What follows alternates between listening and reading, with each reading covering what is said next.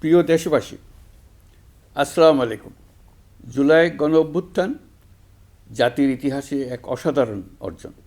এটি অপ্রত্যাশিতভাবে জাতির জীবনে গণতন্ত্র, ন্যায় বিচার ও মানুষের অধিকার প্রতিষ্ঠার সুযোগ এনে দিয়েছে।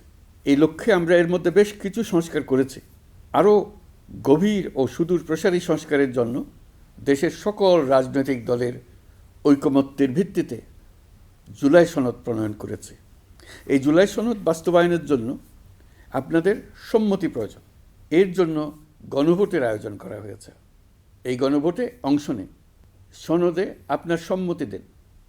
আগামী 12ই ফেব্রুয়ারি জাতীয় সংসদ নির্বাচনের দিনেই অনুষ্ঠিত হবে গণভোট।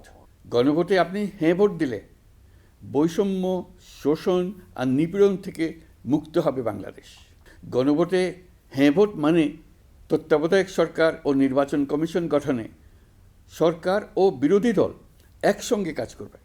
সরকার ইচ্ছামতো সংবিধান পরিবর্তন করতে পারবে না। গুরুত্বপূর্ণ পরিবর্তনের জন্য জনগণের সম্মতি নিতে হবে।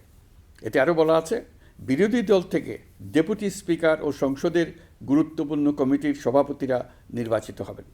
একজন ব্যক্তি সর্বোচ্চ 10 বছরের বেশি প্রধানমন্ত্রী থাকতে পারবেন না। বিচার ব্যবস্থা স্বাধীনভাবে কাজ করবে। সংসদে নারীদের প্রতিনিধিত্ব বাড়বে। ক্ষমতার ভারসাম্য রক্ষায় পার্লামেন্টে একটি উচ্চ কক্ষ গঠিত হবে। আপনার মৌলিক অধিকার আরও সুরক্ষিত হবে।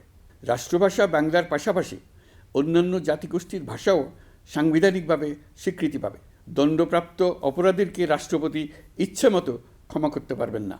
সব ক্ষমতা একজন প্রধানমন্ত্রীর হাতে থাকবে না।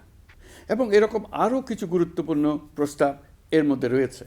আমি আপনাদের সকলের প্রতি আহ্বান জানাই, আগামী নির্বাচনে গণভোটে অংশ নেন। রাষ্ট্রকে আপনার প্রত্যাশা মতো গড়ে তোলার জন্য হেঁতে সিল দেন। নতুন বাংলাদেশ গড়ার চাবি এখন আপনার হাতে। হেঁতে সিল দিলে নতুন বাংলাদেশ গড়ার দরজা খুলে যাবে। হেঁতে আপনি নিজে সিল দেন, আপনার পরিচিত সবাইকে সিল দিতে উদ্বুদ্ধ করুন এবং তাদেরকে ভোট কেন্দ্রে নিয়ে আসুন। দেশ পাল্টে দিন।